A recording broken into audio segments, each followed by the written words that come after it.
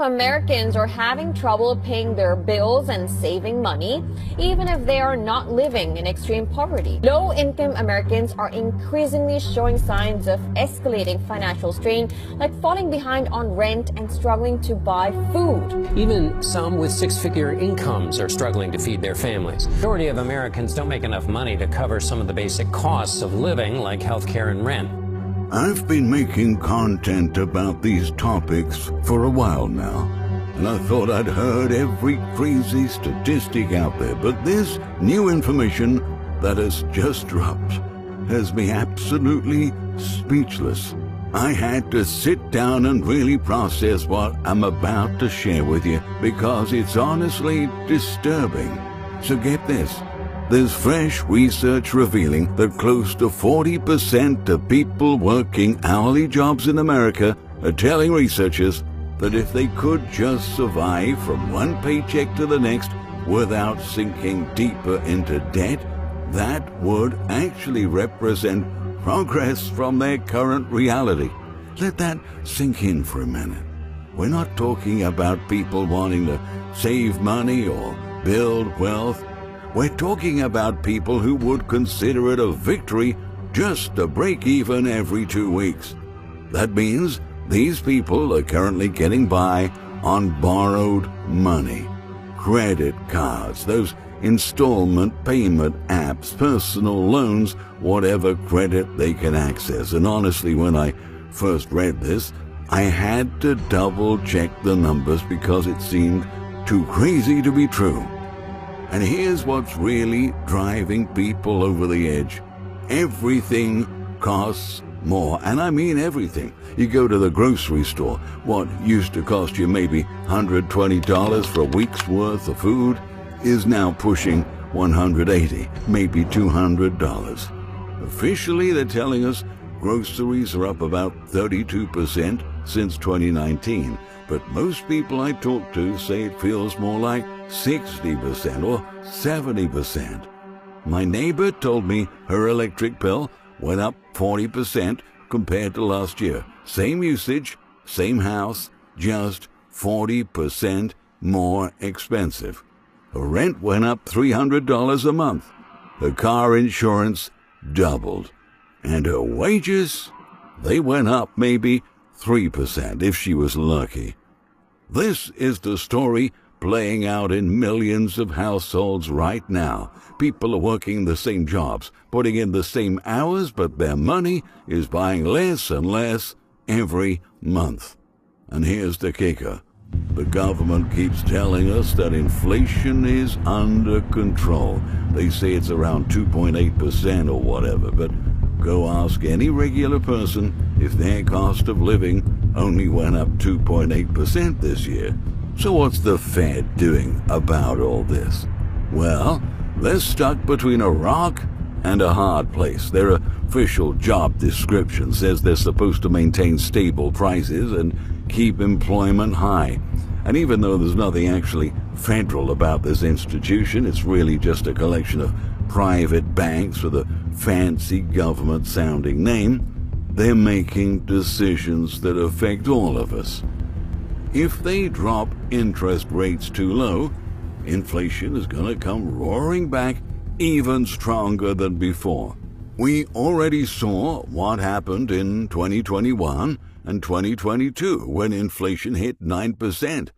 But if they keep rates high or raise them even more, businesses are going to start laying off people because borrowing money becomes too expensive.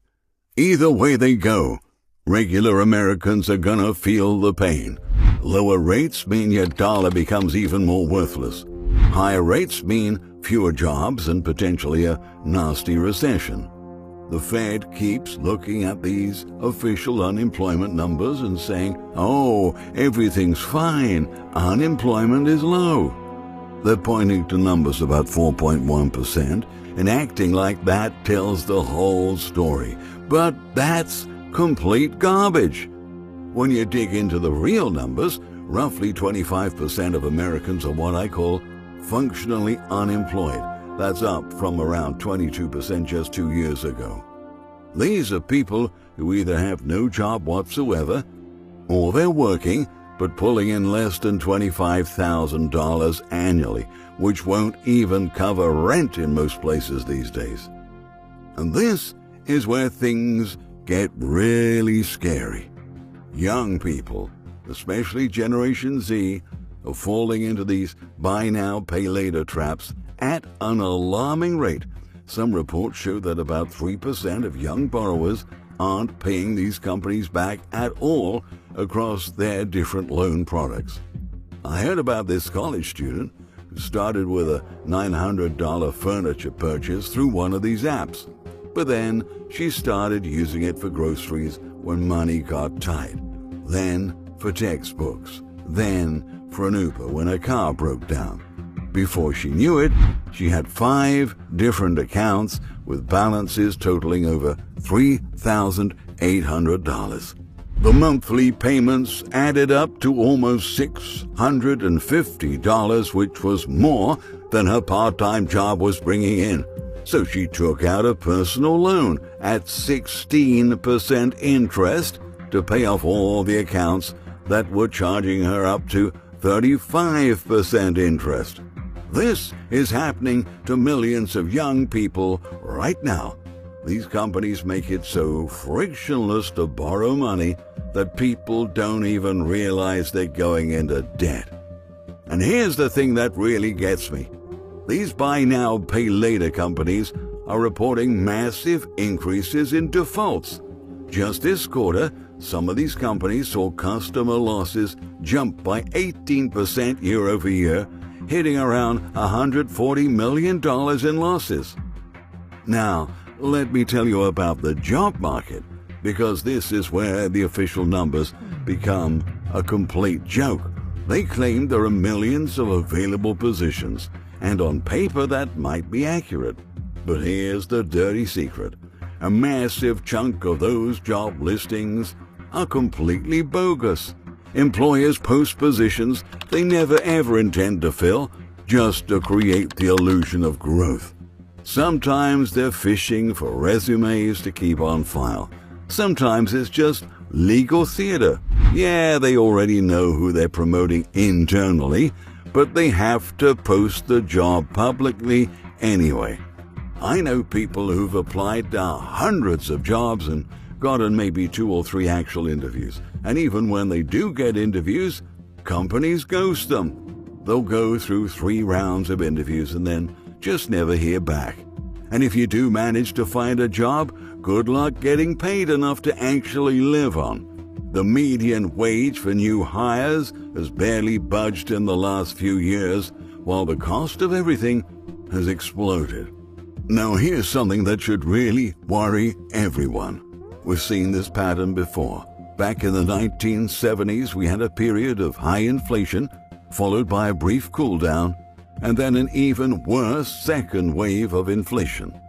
The second wave was actually more destructive than the first one, and it took a severe recession and massive unemployment to finally break it. We had our first wave of inflation in 2021-2022. It peaked around 9%, then came down to around 3%. But now it's starting to tick back up again. If we do get a second wave of inflation, it could be devastating for people who are already struggling. Look, I know all this sounds pretty doom and gloom, and I wish I had better news. But here's the reality. You can't control what the Federal Reserve does. You can't control inflation, and you can't control the job market. The only thing you can control is your own situation. First thing, if you're not already tracking every penny you spend, you need to start, and you need to start right now. That $4 coffee, that $12 lunch, that $8 parking fee, write it all down. Most people have no idea where their money goes. Second, you need multiple income streams. The days of relying on one job for security are well over. Whether that's freelance work, a side business, gig economy stuff, you need backup plans. Third, get out of debt as fast as you possibly can. Every dollar you pay in interest is a dollar that's not helping you build wealth. If you've got credit card debt or buy now, pay later balances, make paying those off your top priority. And while all this is happening, Americans as a whole are carrying about $1.25 trillion in credit card balances right now. That's trillion with a T. $1.25 trillion in credit card balances. Yep, you've got roughly 175 million people carrying balances on their credit cards with an average debt of around $6,500 per person. Now, if you're lucky enough to get approved for a new credit card these days, you're looking at interest rates averaging around 24.5% APR, and that's if you have decent credit. If your credit is questionable, you could be paying much more, 30% or more. The uncomfortable truth is that we've created a system where living paycheck to paycheck is now considered a luxury. That's not normal, and it's not sustainable. When nearly half of working Americans can't even break even every month. That's not an individual problem.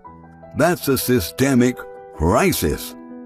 The reality is that wages have been stagnant for decades, while the cost of everything has exploded. Housing, healthcare, education, food, all the basics of life have outpaced income growth by massive margins. And now we're at the point where even middle-class jobs don't provide middle-class living standards anymore. So what are we left with?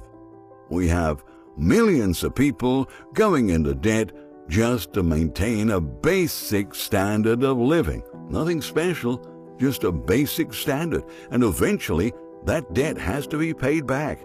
It has to be paid back. Which means things are going to get worse before they get better.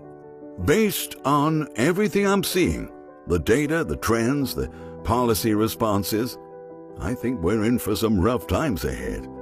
The best thing you can do is prepare yourself financially and emotionally for what is coming.